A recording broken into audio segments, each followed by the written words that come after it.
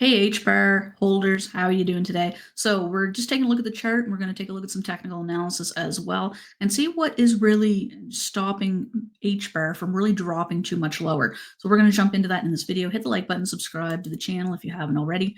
Follow me on X as well if you're watching over there, and let's get into our video here.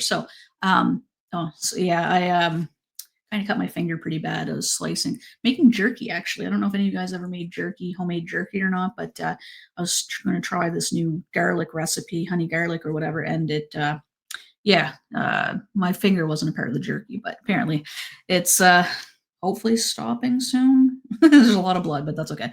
So HBAR faced a prolonged period of consolidation. So we saw the run up for HBAR, but then it kind of traded in this narrow range between 25 and 33 cents.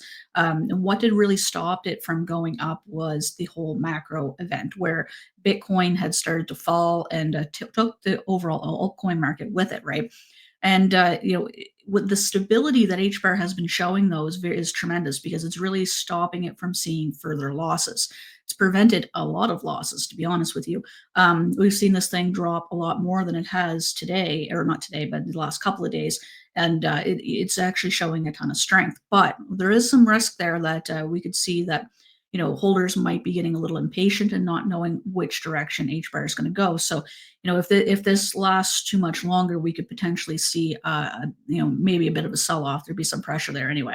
So, holders are looking at Bitcoin because HBAR kind of follows Bitcoin, right? It's correlated to Bitcoin. So, we're waiting to see what Bitcoin does because that's likely the path that HBAR is going to take as well.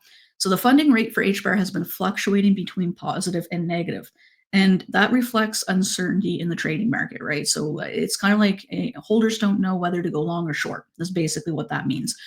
So they're positioning themselves to profit from either a potential breakout or a further decline. So the tug of war kept the funding rate in flux, highlighting a divided sentiment. And this uncertainty could, like I said, result in abrupt trading decisions. We could face some added pressure, some added selling pressure because of the uncertainty. So we're really unsure where HBAR is going to move from here. It really all depends on Bitcoin.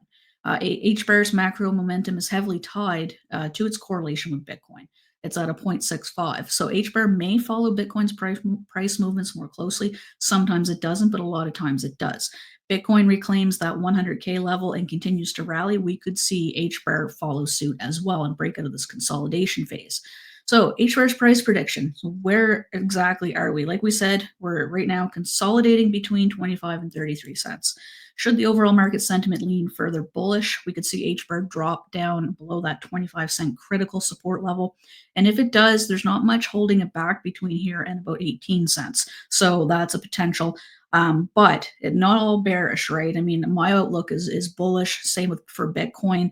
Just the short term is a little bit indecisive. So if we do rally and reclaim some key levels, HBAR could break out of its consolidation phase, seeing that 33 cents flip into a support, and it could set the stage for a move towards 39 cents. So we're either going to see 25 to 18 cents or potentially 39. It just kind of all depends on what Bitcoin does.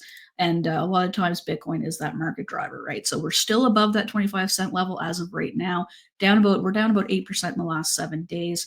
And we can see here that, it doesn't seem to be letting up anytime soon. We're down about 5%, almost 6% in the last 24 hours. But, Bitcoin, obviously, let's go take a look at Bitcoin as well, because that's really what we're looking at. It's come back up a little tiny bit, but not a whole heck of a lot. We'll just kind of have to keep watching that, see what happens. There is some selling pressure going on because of the U.S. got cleared to sell the Silk Road Bitcoin that they have in custody, and there's a couple of other things as well. Just macro stuff, Federal Reserve stuff, interest rate decisions, all that stuff.